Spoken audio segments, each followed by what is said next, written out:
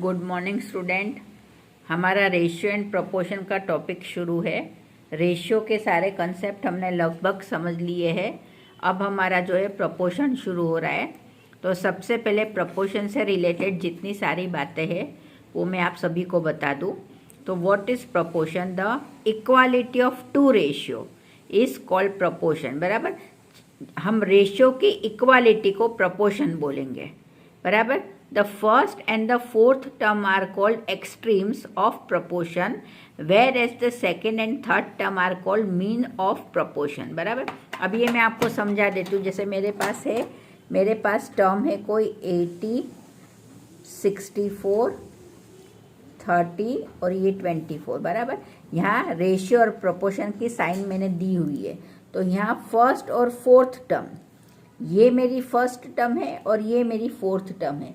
इसे हम क्या बोलते हैं? हम इसे एक्सट्रीम्स बोलते हैं। बराबर, और ये थर्ड और सेकंड और थर्ड टर्म जो है उसे हम क्या बोलेंगे बेटा? मीन बोलेंगे, मीन्स। बराबर ना?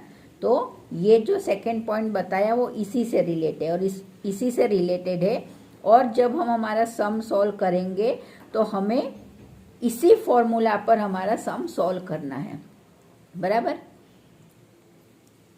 4 numbers are proportional if the product of extreme equal the product of mean। बराबर, अब ये बात जो बोली है, ये लाइन में जो बात बोली है इसमें मैं आपको बता दूं।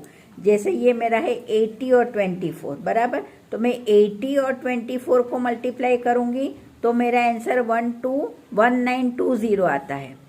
और 64 और 30 को मल्टीप्लाई करती हूँ तो भी मेरा आंसर 1920 आता है।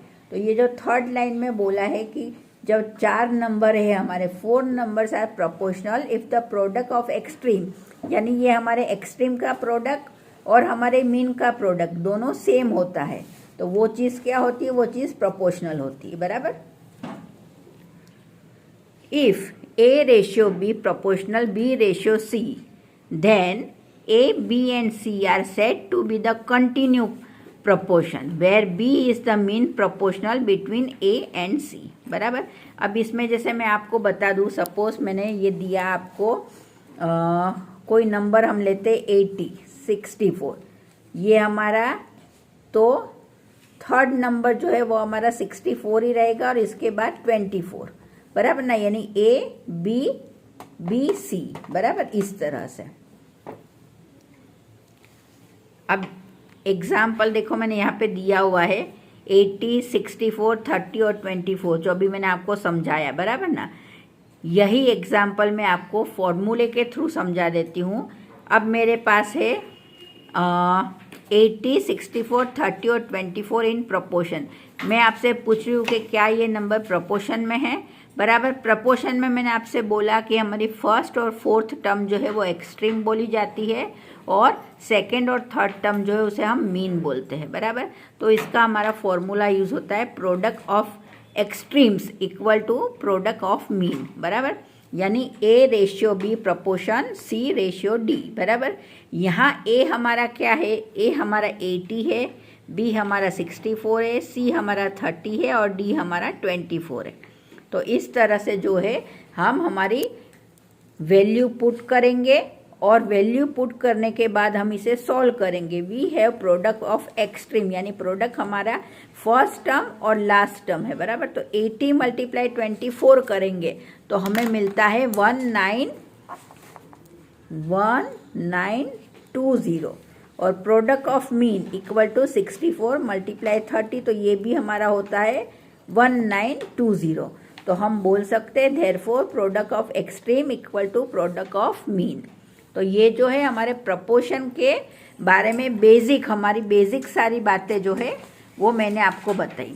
अब इसमें दूसरा हमें आता है कंटिन्यू प्रोपोर्शन। बराबर, कंटिन्यू प्रोपोर्शन क्या होता है? A continue proportion is one of which the ratio between the first and second term is equal to the ratio between the second and the third term if A, B and C are in continue proportion. Then अभी जो मैंने आपको समझाया वही। बराबर ना, A ratio B proportional B ratio C। बराबर, और हम इसे इस तरह से भी लिख सकते हैं कि product of extreme term equal to product of mean term. इसमें हमारा ए मल्टीप्लाई सी जो है वो किसके बराबर होगा, बी मल्टीप्लाई बी। तो ए सी बराबर बी स्क्वायर, तो बी बराबर प्लस माइनस अंडर रूट में ए सी, ये हमारा फॉर्मूला है। और इससे रिलेटेड अब जो मैं आपको सम्स है वो इसके आगे वाले वीडियो में समझाती हूँ।